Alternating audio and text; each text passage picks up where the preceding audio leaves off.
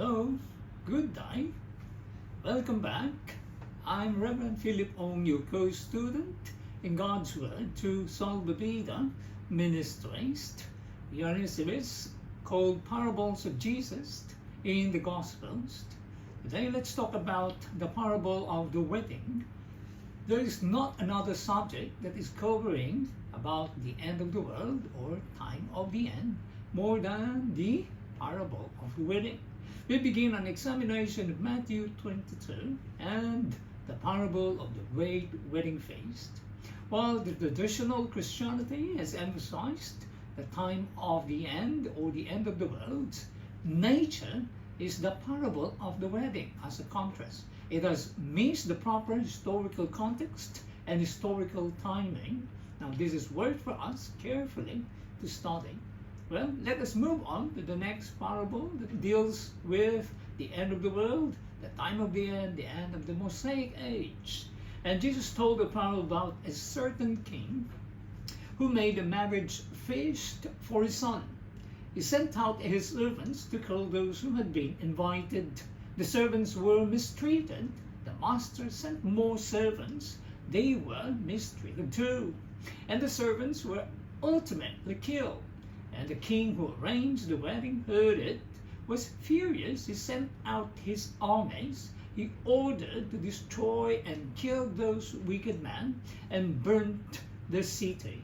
Now a host of commentators have stated it is impossible not to say the events of 1st century in verse 7, i.e. the destruction of the city and the slaying of those wicked men. Well, we think that's pretty obvious, but what we want is to begin to realize that Jesus' parable does not just appear out of thin air. The story of the wedding was a motive, or it was a theme. It was a subject held dear by any faithful Jew or Israelite. If you want to make a distinction for the telling of the parable, very quickly, God was married to Israel at Sinai. That was the view of the rabbis. God himself said that when he made the covenant with Israel, when he took them by the hand to lead them out of Israel, he said, I was a husband to you. Jeremiah 31:32. But the 10 northern tribes became disobedient. They broke that marriage covenant. Thus, in Hosea chapter 2 verse 2, God divorced them. He could not divorce Judah because of the promise of Messiah, but he promised that in the last days he would betroth Israel, the 10 northern tribes, to him in the day of salvation of the remnant. The remnant, of course, include all the 12 tribes. He would also divorce Judah in the end, as he had divorced Israel.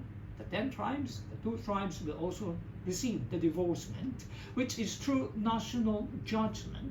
So in the last days, God would not only divorce Judah as he had divorced Israel, but he would also remarry Israel, the whole house of Israel, in the day of salvation of the remnant.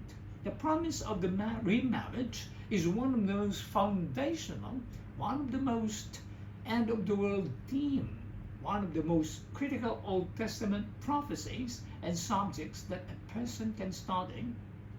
So as we conclude, the great tragedy in modern day teaching is the idea that the wedding is somehow unrelated to Israel, or some say, oh yeah, there are 2 weddings in the future, one between Christ and the church, one with Christ and Israel.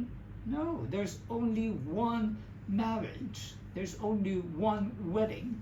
There is only one hope of Israel. In the lessons to follow, we will be looking at this promise of the wedding, demonstrating that it is the end of the world to the core, or time of the end to the core. It has to do with resurrection.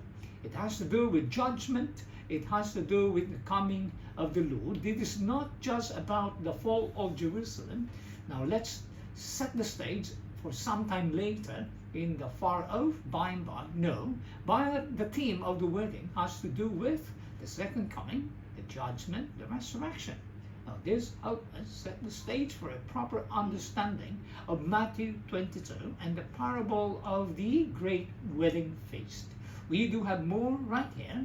So, see you next week, if God is willing, as we sing Salva Vida Ministries, bringing hope in times of trouble and witnessing God's saving grace. Goodbye.